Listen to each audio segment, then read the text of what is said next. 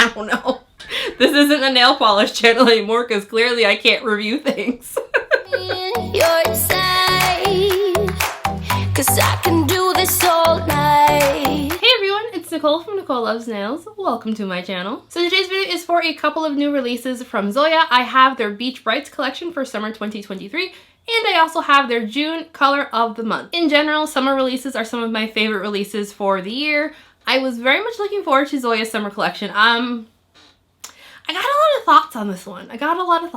If you are new to Zoya, Zoya is a US-based mainstream brand. Their polishes are 10-free, cruelty-free, as well as being vegan, and usually they come in 15 ml bottles. Before we get into today's video, got a couple of things to mention. The first being, if you are new around here, hi, my name is Nicole. It is wonderful to meet you, and thank you very much for clicking on today's video. Do consider hitting subscribe if you enjoy nail polish related content. I upload new videos every single week on Tuesdays and Saturdays, featuring a mixture of indie, mainstream, as well as boutique nail polish brands. I also go live every Sunday. If you are in fact a returning subscriber, welcome back. How are you doing? How's everyone's week going? As I was saying, so today's video is for the Zoya Beach Brights collection, which is their release for summer 2023. They did this release a little bit differently than they normally do. And what I mean by they did things a little bit differently, this year for their summer collection, instead of having the normal 15 ml Zoya bottle, for this release we have 7.5 ml mini bottles. I like to think of myself as a mini bottle polish hater. I don't like them. I really dislike them. So I wasn't happy about that change. I'll save my review for this release for the end of the video. As always, down in the description box, I will have links to where you can purchase these polishes. They aren't available on Beyond Polish yet, but I anticipate they will be at some point. So if you want to pick them up from Beyond Polish and save a little bit of money, as well as support the channel, you can use my affiliate code Nicole Loves Nails to save an additional 10% on your order, but you know, not a big deal if you don't want to. So also I'll have links to the Zoya website, their social media pages, my social media pages, as well as a link to my blog post on NicoleLovesNails.com, where I host all of my swatch photos as well as provide a written review. And of course, timestamps are in the description box as well. Let's just get into this video because I'm just gonna go on and on if we don't. Okay, go on.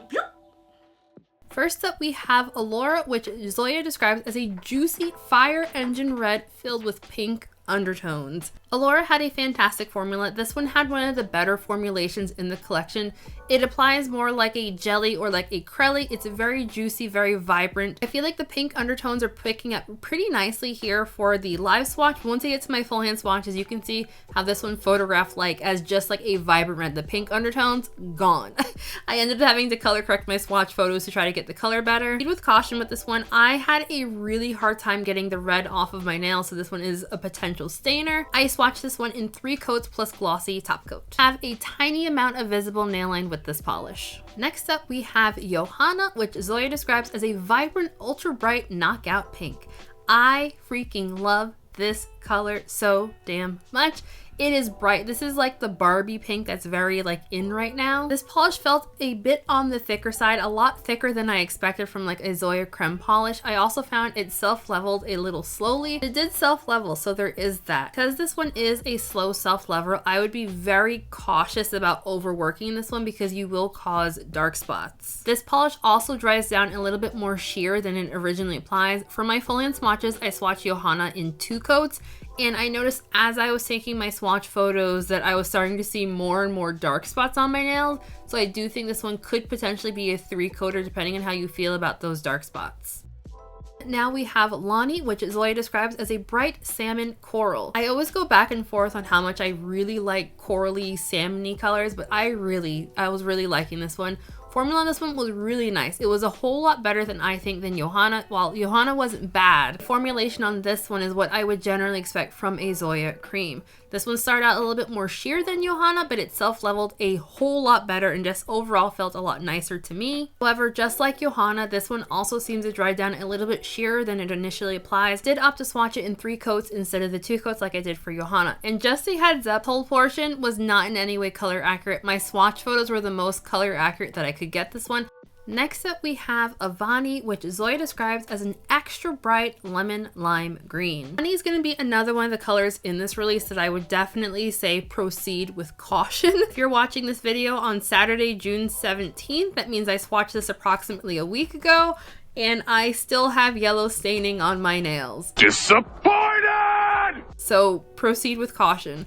This is another one that I would also say do not overwork it. Self-leveling again with this one is pretty slow, and if you overwork it, you will definitely cause like ridges and bald spots aplenty. On top of that, this one also dries down sheerer than it applies, so I did swatch this one in 3 coats plus glossy top coat. Like all the other polishes, this also dries down a little flat. Next up, we have Pluto, which Zoya describes as a vibrant Carolina blue. Pluto had an okay formula. This is another one that I say don't overwork it. It applies kind of chalky. You will definitely cause like bald spots and ridges if you overwork it. It does dry down fairly quickly, not so quickly that I struggled with application, i.e. the OPI collection from this year, but quickly enough that it was noticeable for me. This is going to be another one that will be a 2 to 3 coater depending on how you feel about light spots as it dries down a bit more sheer. The drying down more sheer was definitely something that I really struggled with for this release, because like when I was ready to top coat, I thought like everything was good, and then like I'm looking at my swatch photos, I'm like, oh, there's a dark spot. Oh, there's another dark spot that wasn't there when I top coated. I swatched Pluto in 2 coats plus glossy top coat. I probably could have gone in for a third. And the final polish in the Beach Brights collection is called Soraya. Zoya describes this one as an ultra bright creamy highlighter fuchsia. I freaking love how this color looks. It is so bright. Coverage was surprisingly really good on that first coat.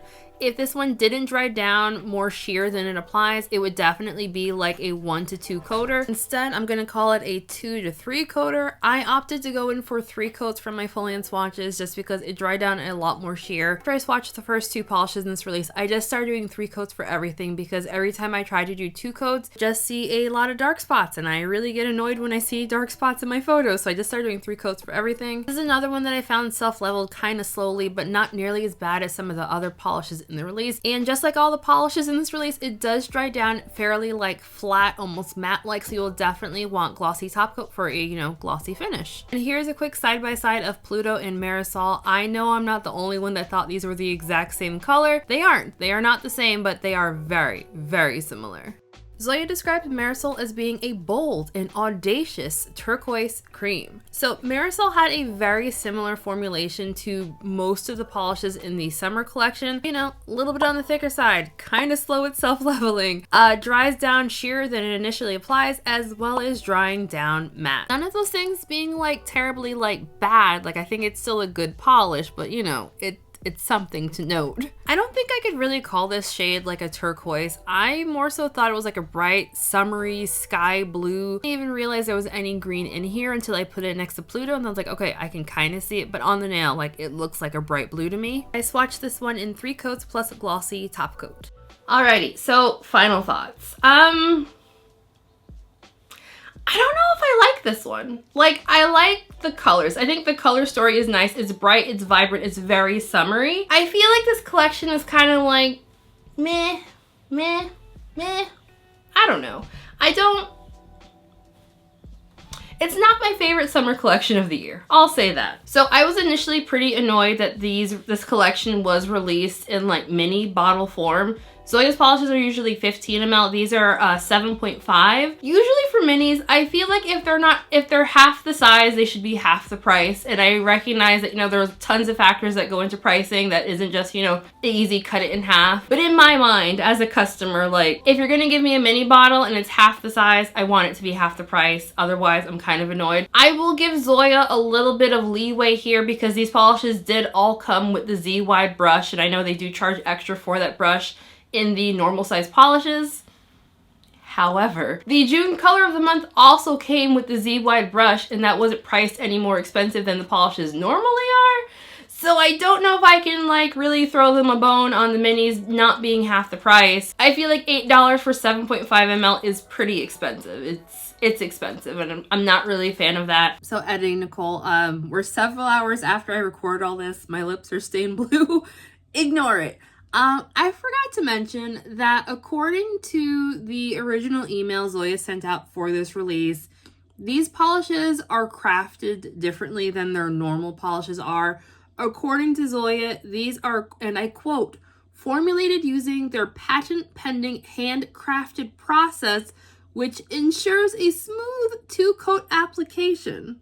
Based on how these polishes performed for me during my, like while I was swatching these, I don't really understand the benefit or the positives of this new handcrafted process. I'm very fuzzy on it. I'm honestly kind of curious at like how they define what handcrafted is. I'm just kind of curious of like what is in this process and if we'll ever actually know what they mean by patent pending handcrafted process. I feel like the way they worded it just causes more questions, and I know when the collection was initially released there were so many questions from people.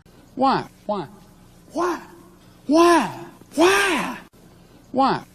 And Zoya seemed very cagey about answering those questions, but I feel like they had a really good thing going with their non-handcrafted process, and I don't know if there was like a real benefit to this kind of thing. I guess we'll have to wait and see if these were like a fluke. And yeah, so let's continue on. But like, as far as the formulations go, these all felt a little chalky.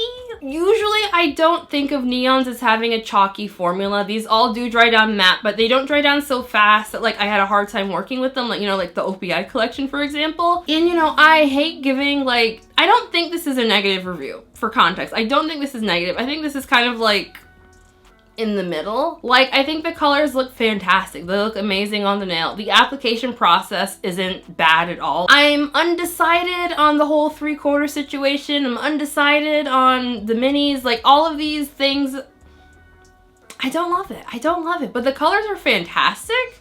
So like, similar to the China Glaze collection, I'm just so undecided and torn on like my true feelings on the release, because there were so many things. Sorry, that was a rooster. There were so many things that I flat out didn't like, and then there were other things that I really did like the colors, application, those I really did like, but like the minis, the kind of chalkiness, the 3/4-iness, like I'm just like, I don't know. So yeah, I love knowing what everyone else thought of this release, because like, I don't know. This isn't a nail polish channel anymore, because clearly I can't review things. As far as the color of the month polish, I don't know if this is going to be like a limited edition release. Like, I don't know if this is only available for the month of June. Are they going to keep doing this for like all the rest of the month? I kind of hope not. I mean, I kind of hope that it's not just for the month of June. Like, I hope it sticks around. I will say that one positive I did find on Marisol is that currently right now, if you buy just that one polish, you do get free shipping. MJ23 will give you free shipping if you purchase the color of the month polish Marisol. So Colonel's got a lot to say today, apparently. I was not originally planning on getting the color of the month polish at all, because like, I didn't want to pay shipping for that. I do hope that like, if they're going to be doing these color of the months like throughout the rest of the year, that they keep having that free shipping code, because I think I have pretty much everything that I could want from the Zoya website, and I really don't want to be paying shipping every single month to pick those up to review. I guess we'll wait and see until July to see if June is still hanging out then. I really hope so. One thing I will say, I purchased Marisol separately from the Beach Brights, and that was the first time, my entire time of purchasing Zoyas, that I ever purchased one single polish. I've never done it. And usually, if you've ever ordered directly from the Zoya website, you know they pack things really well, like 1,000 packing peanuts, a big old box for like a little thing like this. And I fully expected this one polish to come in like a ginormous box with like 1,000 packing peanuts. It came in like a bubble mailer with like cardboardy like wrapping around it. I'll give Zoya some bonus points for really good shipping without like a whole bunch of excess plastics. I will applaud them for that. Zoya gets my approval for not like throwing a whole bunch of plastic at me for the one polish. I'm really happy about that. As far as Marisol goes, like, I feel like it works really well with this release, the Beach Brights release, that is. I think the color is really nice. It's really pretty. I just really hope that this is not going to be like a limited edition only for this 1 month kind of thing, because like, I feel like as like nail polish lovers, we have enough FOMO happening in the indie space, and I don't want that to run over to the mainstreams. Like, I really, really hope that this is not going to be like a one and done kind of thing. Nothing on the website for Marisol indicates that it's going to be like only for the month of June, so I'm hoping that's not going to be the case. As far as top picks go, I don't know. I don't know. Hi, Stormy. You coming to say hi? We got a Stormy girl. Say hi, Stormy. Stormy's gonna hang out for once.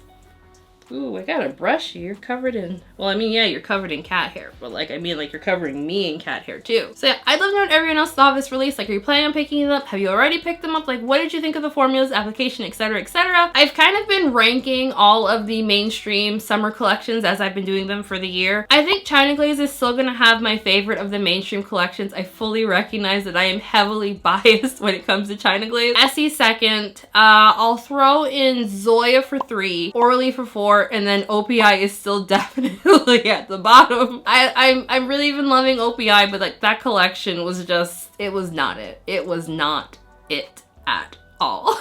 If you're interested, I'll have a link in the description box that has like my mainstream polished playlist where I have all of my mainstream reviews if you want to check out the other summer collections. Before we end today's video, I want to give a very special shout out to my channel members, besties. I love you guys. Just thank you so very much. Your names are all on the screen right now. If you would like to join my channel memberships, I have a link for that down in the description box. There's no pressure at all signing up for channel memberships. You know, just like the video, comment, share, all the things, and we are good. And one more thing I want to add, if you were a member of my Discord server, we recently changed the location, I guess, of the server. We set it up to make it a little bit more organized. So I'll have a link for the new Discord server down in the description box, and I'll put it in the comment section too in case, you know, you don't want to scroll up a couple extra. I was gonna say feet, but it's not really feet. I don't know what to call it. In case you don't want to scroll up again. It's in the comment section as well as in the description box. Just thank you all so very much for watching this video. Have a fantastic weekend. I'll see everyone on Sunday for the live stream, and bye! Bye, guys! Bye. How you doing, Stormy girl? Can I get you for the thumbnail? Do you mind? Thanks, Stormy girl. This is why you're my unofficial favorite. Because you actually like spending time with me when we're doing videos. Alright, bye guys.